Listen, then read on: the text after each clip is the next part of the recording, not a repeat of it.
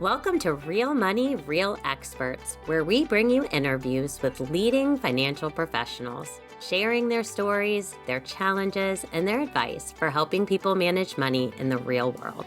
I'm your host, Rachael DeLeon, Executive Director of the Association for Financial Counseling and Planning Education, or AFCPE. And I'm your co-host, Dr. Brandy Baxter, accredited financial counselor, AFCPE member, and your 2025 AFCPE board president. On every episode, we take a deep dive into the topics and stories that you care about the most, helping clients, building community, and growing in your work and your career. Weslia Echols and Willa Williams are the dynamic duo behind Trinity Financial Coaching and co-hosts of the Wealth and Wisdom Together podcast. Affectionately referred to as your favorite financial aunties, they help Christian professional women confidently manage their finances, live purposefully, and intentionally build wealth without any guilt or shame. As accredited financial counselors and accredited personal financial coach candidates, Weslia and Willa offer guidance through one-on-one coaching or their premium group membership, which follows their signature framework, the 5 Milestones to Financial Fulfillment, a practical, faith-based roadmap for achieving financial success. This journey begins with discovering your steward identity, which helps you silence the distractions, examine your money mindset, and realign your beliefs with God's truth. Their approach uniquely combines scripture, strategy, and soul work, empowering women to align their finances with their vision. Welcome, ladies. Oh, we're so glad to be here. Thank you. I am excited. So are we.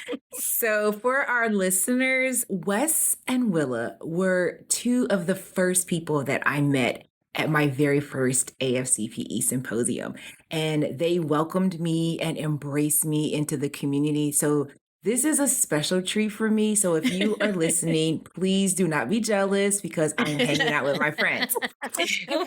That said, for those who don't know you guys, you met at church and you connected with each other, and now you work with women across the country, managing their finances and helping them experience spirit-led financial breakthrough.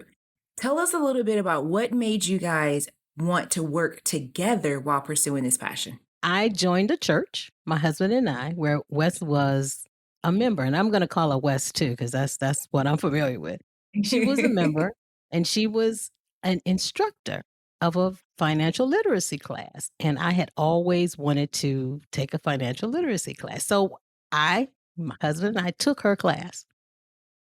We then started working together with church finance. And then we later, as we grew together as friends and, her teaching me all about finance, I realized that Wes was, wow, she was this lady who had asked me 5 years earlier where I would want to be in 5 years. And we were sitting in a meeting together in one of our first Trinity Financial Coaching meetings. We were sitting in a meeting together and we were talking about the answer to that question. And my answer was that I had written 5 years earlier in her class to be a financial literacy instructor, to have a business, and to help women work with their finances. And we just kind of looked at each other and started laughing until tears came down because it was like, this has happened. Everything that I wished for back then, we are here right now. And it was just amazing to go through that. We didn't realize that just her putting that little question in our little book was going to get to that point. But that was our history. That's how we came together. That's how we began working together. And that's part of what keeps us together now. Friendship, Christian sisters, all of that, along with the love for teaching financial literacy and financial education and helping women understand really you can have fulfillment in this life. That keeps us all together. I love that. And Wes, you were already teaching financial education, but Willow, that was your first time attending a meeting. And it sounds like it was a pretty effective meeting. That was the 5-year goal that came out of it. Willa was a student. Yes. Yeah, she was a student. And Yeah. another thing is that even in the course of this program that I was offering, she had a meeting with me and she says, "Hey, I have an opportunity to retire and I want to take it." So we had this meeting and so she was like, "Can I retire here?" And then we looked at the numbers and I was like, well, if you want life to be like this, then yes. But if you want life to be like this, then maybe not right now is not the best time for you. So she looked at the numbers and she said, "I can give him 2 more years," or something. She said, Now that's how I tell the story. Willa tells the story like I looked at her numbers and was like, "No, you can't retire right now." That's right. And I did not like what she said. And so what I said was, I can work for anybody 2 more years. That's what I said.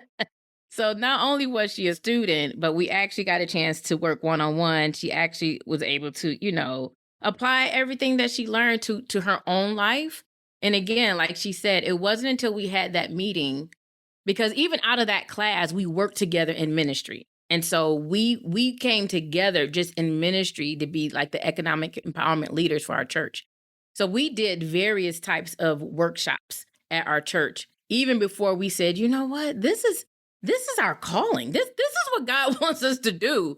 And we had this meeting to say, how can we come together and make this a business? And then we brought our books from the previous workshops. And that's when she saw the question and realized that what she wrote some years ago is what was happening right there as we were sitting there at that table. And every time I hear the story, my heart just overflows. Yeah, it does. It really does. Well, in the community, you are known as the financial aunties, the kind who pray with you, cheer you on, and hold you accountable with love. And when I hear that, I think everyone could use a Wes and Willa in their lives. But I'm also curious, as you've worked together, you've also coined another term, which is the 5 milestones of financial fulfillment. Can you share these with us? Our 5 milestones are to evaluate where you are, envision your future. The third one is to establish an effective cash flow system for yourself, how you budget, spending plan. Value-based spending is what we refer to. The fourth is elevating your net worth so you can accumulate it, protect it, and make plans to distribute it. And then the fifth is execute the plan. Execute the plan. And so those are the 5 milestones that we journey with our clients through, either one-on-one or in our program, to make sure that they are reaching a level of financial fulfillment. And as you mentioned in the bio, we start with the steward identity, which is in the first milestone, which is evaluating where you are, because many of our clients come to us very overwhelmed. They come to us stressed out, and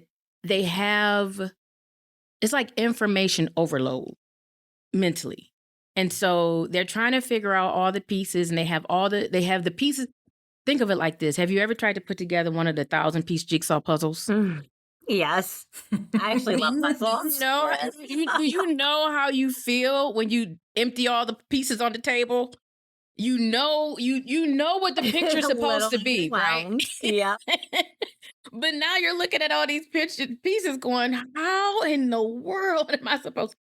And so many of our clients come to us like that. And so what we help them do initially is to stop the noise, quiet the distractions, and take an internal look at what financial fulfillment, what that vision, what does that feel like for you? Where is God leading you? Because many of our clients are Christian women, so we can have faith talk, right? So we let them know, what do you feel God leading you? Where do you feel him leading you? And how will he have you use your gifts and your talent? And so we start there, and then we can map out everything else according to the 5 milestones that we have in place, so that they are locked into truly what they want to achieve and not necessarily attaching all that other stuff to it that might not fit them or might not serve them.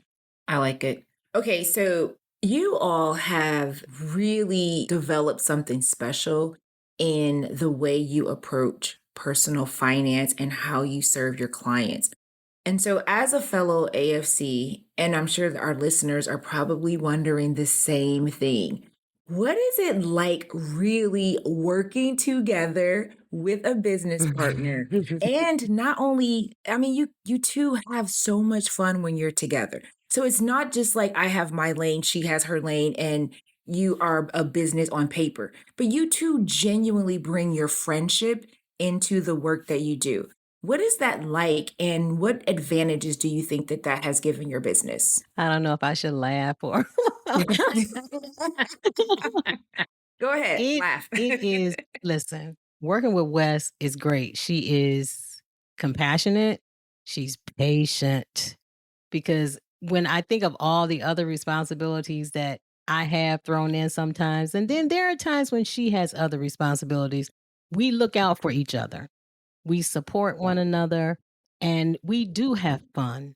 And I think the main thing is that we care for each other and we care for what we do. That is what really makes us be able to support not only ourselves, but our clients. We care for the ladies who come to us. We truly want them to experience financial fulfillment. And because we have walked in our own individual ways, we have walked where they are right now, we've experienced some of the guilt, some of the shame, some of the overwhelm. And we've found out how you can overcome those things. And because we've done that, it is on our heart to show them how to do it and give them an opportunity. You talked about the 5 milestones. We kind of laughingly put in a sixth one, which says experiencing financial fulfillment. They've gone through the 5 and now they're experiencing financial fulfillment. And that's where we want all of our clients to be. That's where we want everyone to be. Willa is a blessing, and I love working with her. Like you said, it's our friendship first, and we've just been blessed to be able to lean into the friendship and let it form or permeate throughout the business, like you said. And so when I'm, as the kids say, crashing out about something, she's always an attentive ear to just let me get it out and then get clear on, okay, so now that I've gotten that out, what do we do? You know? And so I know a lot of people in business, they don't have that person that's in the business, understands, the ins and outs and the ebbs and flows, understands the obstacles that you come across sometimes when you just need to say, you know what? I don't know what to do right now.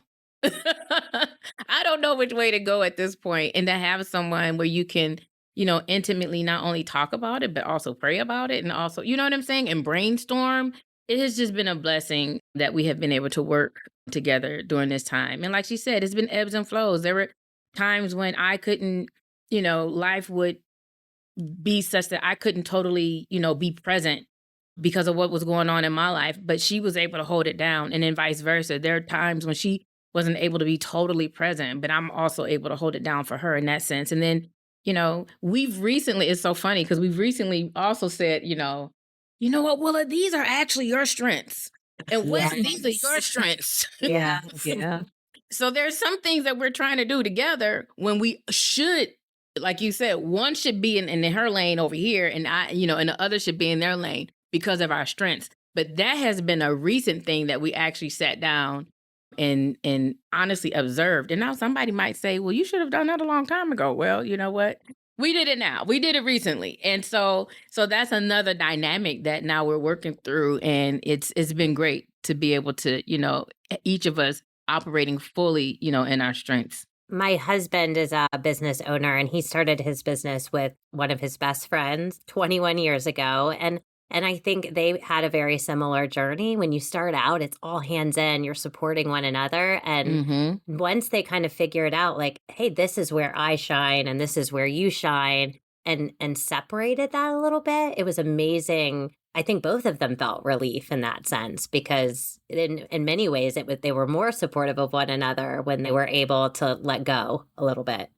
Yeah, and that's hard. And there is no judgment on what part of the journey, because, no one gives you a manual for starting, and they may, but it's different. They may, but it's so different for everyone. And there's bumps along the way that you can't see. And I think when you have such a strong respect for one another and your heart is pointed in the same direction, that's what makes it really powerful and lasting. And it's also fun to celebrate together. Mm-hmm. Yeah. I mean, that part, that is. Don't forget that. That's the most important part. It is so much fun to have, someone that you can celebrate the ride with. And I love it. Yeah. I love that That's a too. good point. Wes and Willa, you all are AFCs. I'm an AFC. And many of us are probably curious, what brought you to this space? How did you find the credential? What made you decide to pursue becoming AFCs? We got our certifications in 2015. And I have to tell you, the organization, AFCPE, was so good to me during that time. That's during the time when we still had you guys were sending out those, I almost called them encyclopedias, those books, books that we had to learn, we had to lose. But I say that there was so much care and compassion from the organization because I had just gone through surgery. And I was like, oh my God, should I do this? I know this is going to be time consuming. I got to really be focused. But it was wonderful. Just taking the classes, and Wes would come over and we would study together. And, we went to the proctor and we took the exam and we waited and it all worked out. The organization was supporting us. Even at that time, we weren't even members yet. We were just candidates. That's it. So I'm telling you, there's a lot of value in it. And that's why I can always remember that it was 2015 because that's when I had that surgery. Very supportive. Yeah. Community. Oh, well, thank you. Yeah, we value you and we value our community. And it's always nice when that's felt on both sides. So thank you. I'm curious for financial professionals who are working with clients of faith. What advice would you give to them about helping them navigate that intersection of faith and finances? The best advice that I would give is to attentively and actively listen to your client.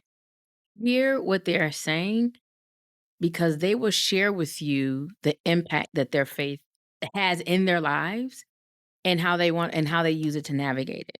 And so as a financial counselor, whether your faith aligns with that client's faith or not, it is important for us to hear that impact and help them navigate it because faith for most people is a strong pillar. And so sometimes, we'll look at things and look at the numbers and feel like something doesn't make sense and we want to change that aspect of their lives. And that causes even more tension for the client. So I believe that as a financial professional helping someone who is navigating faith and finance, you have to sit back and hear them unbiased. Listen to them. Hear what their faith represents to them and help them support wherever it is that they're trying to do. And I would also like to add that as a counselor, we have to make sure that we understand that there are cultural things that people have that are very valuable to them. And those things may require funds. And we may look at those things on their budget and, well, why are you doing that? Well, it's because that's something that they value. And just as Westwood said, should be no judgment. There should be no condemnation. There should be nothing but supporting them. If this particular decision that they've made in their budget is something that they value, then as a counselor, I need to go forward and show them how they can get that done, reach that goal, and continue to have a healthy financial household. I can show them how to do that, but I must make sure that I never question what they put down. I want an understanding of why, but not question it in a negative way. Like, well, why are you doing that? You don't do that because people value things very differently. There are religious habits, religious tenets, religious just practices that we may do, but another religion may not do. So we have to make sure that we are accepting of them all. The individual client, if they understand or if they explain to us what it is that is valuable to them, we need to make sure that we approach that with an open heart and with the opportunity to show them how to reach the outcome that they're coming to us to see how they can reach. We want them to have the financial fulfillment. We don't want to guilt them into it. We want it to be a personal accomplishment for them. Such a good closing comment there. Really appreciate you both for sharing that. We like to think of our podcast as sort of a bank of knowledge. And so we ask our guests to share their 2 cents. What would they add to that bank of knowledge? So I'm going to pose that question to both of you. What would you want to add for our listeners as they're taken away from this podcast? I'll say that I would like to encourage the listeners that to help their clients see that their journey, their financial fulfillment, financial success, whatever, however way you want the term you want to use, when our clients could stop outsourcing their worth to numbers and start aligning their money with their values, they're able to accomplish that. Because if we're just leading with the numbers, that's when it just feels so heavy. You know what I'm saying? But if you can help your client lead with what they value so that they don't feel like they have to hustle endlessly or, carry guilt because it's not in alignment with what everybody else is doing. If you can help them, get to that point where they understand that their path is uniquely theirs to walk and fulfill, that's the best thing that you could do for your client. I guess I could just say ditto because my thoughts were exactly the same, making sure that, your clients they understand and know what's valuable to them, and then be content with that. Be content with where they are as they are moving forward in the things that they value. Don't try and structure their life according to what someone else says should be for them, but let it be what they value and how they want to reach and attain those goals that they value. Very powerful quotes. Thank you so much, ladies. Wes and Willa both, can you tell the listeners where they can connect with you? You can connect with us on our website. The Trinity Financial Coaching website is www.mytfcoach.com. And then you could also find our podcast. Our podcast is called Wealth and Wisdom Together. You can find that on your favorite podcast platforms as well as on YouTube. Thank you both. It really was a pleasure. Thank you, Rachel, for the opportunity for having us on. We truly appreciate it. Rachel, this episode, like I said in the beginning, it was special. You and I both have known Wes and Willa for a while, and so it was just like chatting with old friends. But I took away from our chat a couple of key points that I want to just remember. I loved it when Wes said, we need to encourage our clients to stop outsourcing their worth to money, but to align their money with their values. And that really landed on me because I see that in a lot of our communication with our clients. Yeah. And I think, I can't remember if it was Wes or Willa, but the comment about just meeting a client with an open heart. And I think that's so critical, coming in without judgment or shame, but just really listening, because a person's financial journey is really their own. And as financial counselors, you're there to understand, to listen. What are their goals and how do you help them get there? The opinions of our podcast guests are their own, which means that their stories, views, or lived experiences may differ from yours or mine. However, the one thing you will always find on this show is a common thread. Our guests are passionate about helping people with their money to improve their lives, and they believe in upholding high standards for the clients and the communities that they serve. We encourage you to tune in to Real Money, Real Experts with open curiosity. Why? Because it's oftentimes in the conversations where viewpoints or stories differ from our own that we learn the most.